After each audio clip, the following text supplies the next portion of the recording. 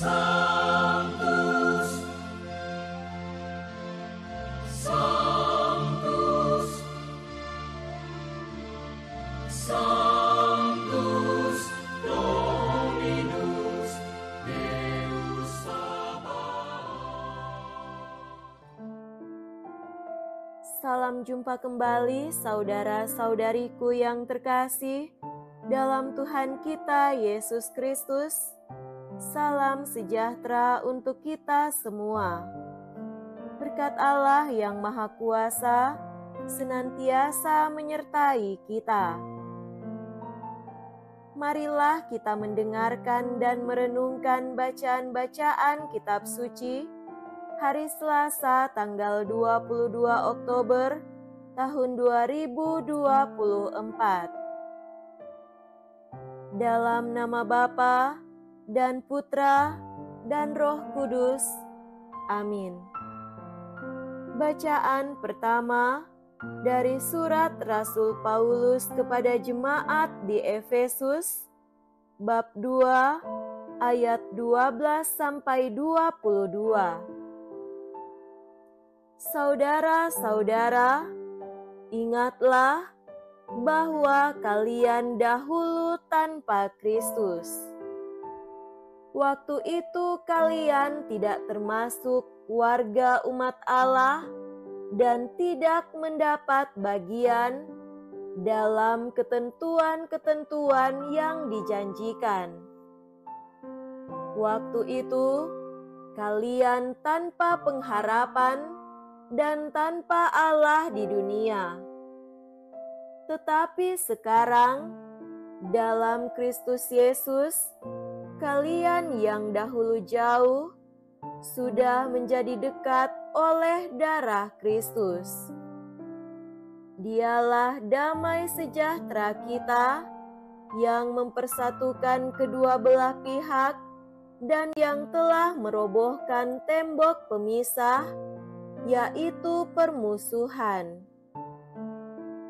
Sebab dengan wafatnya sebagai manusia, Ia telah membatalkan hukum Taurat dengan segala perintah dan ketentuannya untuk menciptakan keduanya menjadi satu manusia baru dalam dirinya.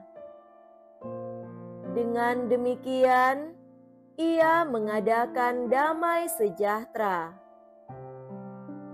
Dalam satu tubuh, Ia memperdamaikan keduanya dengan Allah oleh salib dan mengakhiri permusuhan pada salib itu. Ia datang dan memberitakan damai sejahtera kepada kalian yang jauh dan kepada mereka yang dekat. Sebab oleh Dia, kita, kedua pihak, beroleh jalan masuk kepada Bapa dalam satu roh. Demikianlah kalian bukan lagi orang asing dan pendatang, melainkan sewarga dengan orang kudus dan anggota keluarga Allah.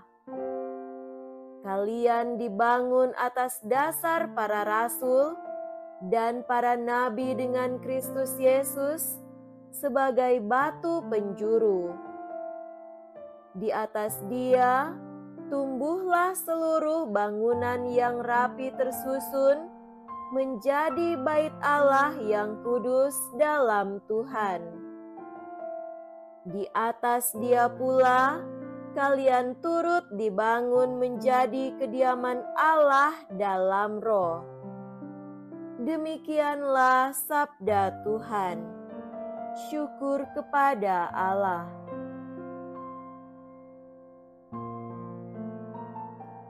Semoga Tuhan beserta kita sekarang dan selama-lamanya. Inilah Injil suci menurut Santo Lukas. Dimuliakanlah Tuhan. Injil Lukas bab 12 ayat 35 sampai 38. Yesus berkata kepada murid-muridnya, "Hendaklah pinggangmu tetap berikat dan pelitamu tetap menyala.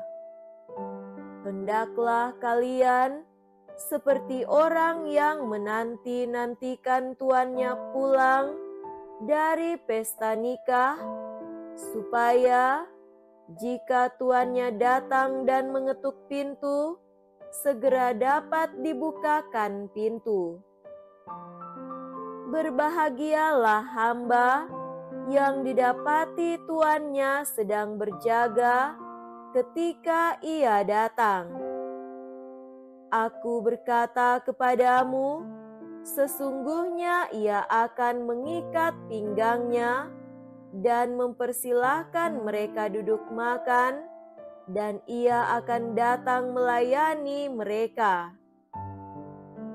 Dan apabila ia datang pada tengah malam atau pada dini hari dan mendapati mereka berlaku demikian, maka berbahagialah para hamba itu."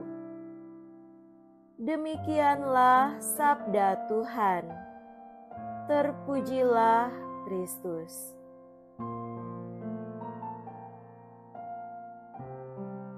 Saudara-saudariku yang terkasih dalam Tuhan kita Yesus Kristus, tema renungan kita pada hari ini adalah selalu siap siaga. Perikop Injil Lukas yang dibacakan hari ini masih merupakan kelanjutan dari ajaran Yesus tentang kekhawatiran dan kewaspadaan. Kalau kita sungguh percaya dan menyatu dengan Allah, sebenarnya tidak ada lagi hal yang perlu dirisaukan. Allah adalah sumber yang tak terbatas. Kalau kita selalu terhubung dengannya, tidak ada lagi yang kurang pada kita. Kalaupun kita menghadapi kesulitan, Allah pasti menolong dan Roh-Nya menjadi pembela kita. Jika Allah telah menjadi segala-galanya dalam hidup kita, tidak ada lagi yang perlu dirisaukan. Fokus perhatian kita hendaklah tertuju pada kerajaan-Nya. Dengan menjadi murid Kristus, kita menyatakan ya terhadap panggilan-Nya dan mesti selalu siap sedia mendengarkan apa yang menjadi kehendak-Nya. Sikap ideal terhadap Kristus ialah bersiap siaga seperti seorang penjaga pintu yang menanti kedatangan tuannya. Entah sore hari, tengah malam atau dini hari, penjaga pintu itu harus selalu siap di tempat dan tidak tidur. Kita tentu dituntut untuk bermati raga. Orang yang punya sikap seperti itu disebut berbahagia. Saudara-saudariku yang terkasih dalam Tuhan kita Yesus Kristus, kedatangan Tuhan tidak mudah diprediksi. Maka dibutuhkan kepekaan hati atas tanda-tanda kedatangannya. Orang sering tidak tahan menghadapi ketidakpastian, lalu mencoba mencari selingan atau mencari jalan pintas. Atau orang menjadi tidak fokus lagi dengan mencari pekerjaan sampingan. Celakanya, tugas sampingan sering lebih menarik dan menjanjikan. Tugas utama diabaikan dan tugas tambahan diutamakan. Orang mengabdi kepada dua tuan.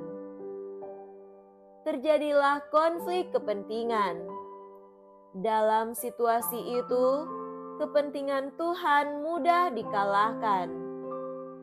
Orang menjadi tidak siap sedia untuk menjalankan apa yang sesungguhnya menjadi kehendak Tuhan. Kalau kita setia dan selalu siap siaga, kita akan mendapatkan imbalan, yaitu ikut serta dalam perjamuan Sang Tuan. Semoga demikian. Amin. Dalam nama Bapa dan Putra dan Roh Kudus. Amin.